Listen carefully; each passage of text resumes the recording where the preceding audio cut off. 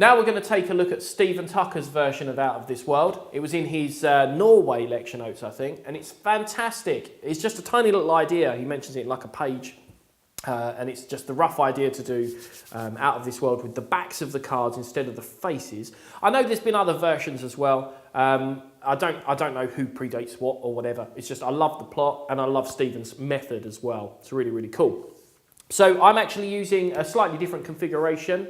Well, I'm using the deck that also works for Michael Breger's brilliant version of the same trick.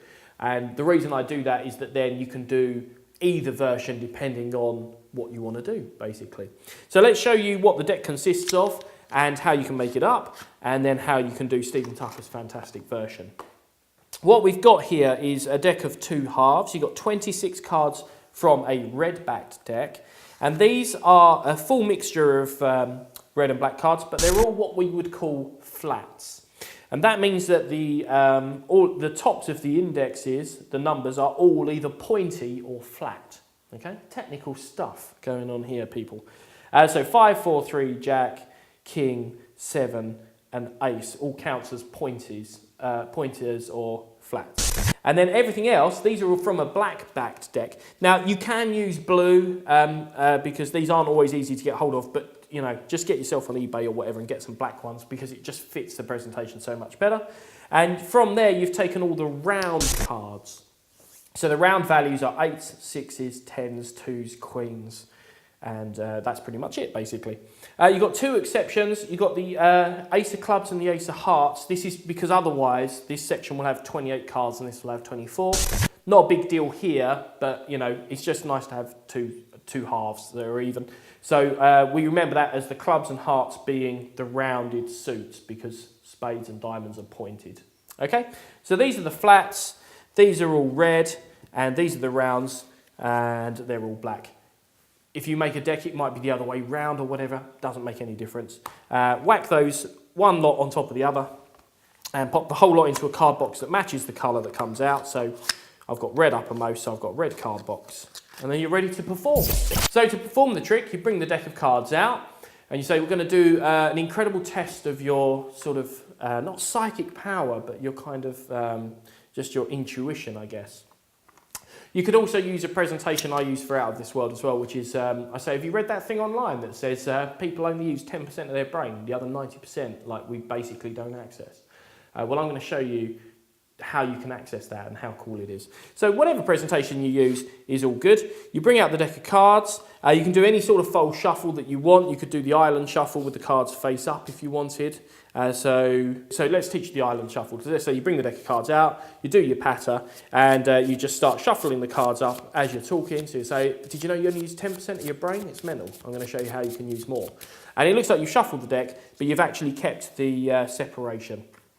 So how you do the island shuffle is that you hold the deck face up, you cut off a big chunk, so like more than a third but not quite half, so you go bosh, and then you just run individual cards one at a time as you're talking until you see that you've gone past the flat section and into the rounds, which is here, and then you can shuffle these off regular, however you like. So you can do that while you're talking, and then what you've done there is shuffled the pack and you've just reversed the sections, but you've not actually shuffled them. Okay, so you've shuffled the deck, you bring them out, show that they all look regular, and then you're going to have the spectator sit opposite you ideally and say, we're going to give you the deck of cards, and I just want you to deal the deck into 2 piles. So without looking, so look at me, hold eye contact. If you think the card is red, deal it to one side. If you think it's black, deal it to the other. Off you go. So then the spectator starts doing that. They will at some point look down to see what they're dealing, and you want to reprimand them and say, no, you've got to look up. It doesn't matter if they're messy, whatever, you know, deal it down. And they're just going to keep going, and they've got to deal them individually up to halfway at least. So don't let them, especially if you're showing another magician, don't let them just spread chunks off to hurry it up. Just get them to deal the cards. And this is when you can do all your patter about the other 90% of your brain. And I use a thing about how witnesses sometimes to events don't remember anything, and then they're hypnotized, and the other 90% of their brain is accessed and they remember all this fantastic detail.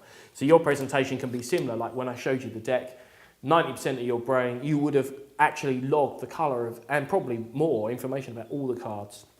And that's what we're accessing. Whatever presentation you want to use. So eventually they'll come down to a point where they've dealt it into 2 packets, and this is the handling now. So you bring their attention down, you say, let's see how you did. Pick up the packet on your right hand side and say, so you thought all of these were red, for example, and spread them out and just show what you've got. And you say, well, you comment accordingly.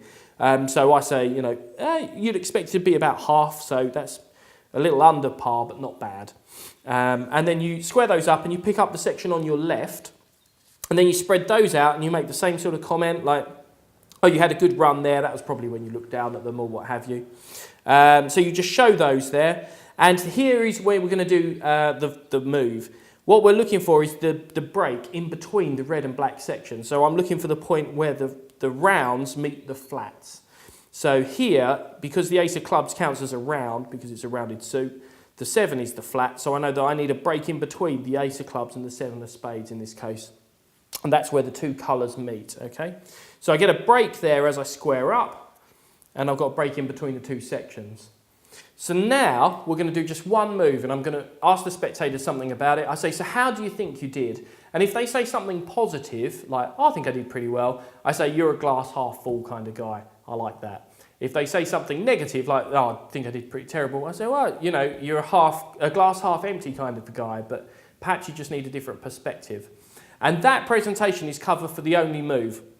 The right hand picks up the packet, and you apparently coalesce the packets, but all that happens is your left finger pulls down on the section it's got a break in, so you can see that there, and the right hand shoves the whole packet straight into that break. And what that's going to do is just automatically separate all the reds and blacks on the back. So I put the cards together and I say, well, it may look like you didn't have a lot of luck, but it wasn't actually the faces I was trying to get you to separate, it was the backs. That's the other perspective. You turn the deck over, and then when you ribbon spread them across the table as wide as you can, they can see that all the reds and the blacks are completely separated. And this is a beautiful trick for people who might have seen you do Out of This World before as well as for other magicians and people who follow your card magic. So, brilliant trick by Stephen Tucker, great version of a classic trick, and I hope you have a lot of fun with it. Bust out those cards.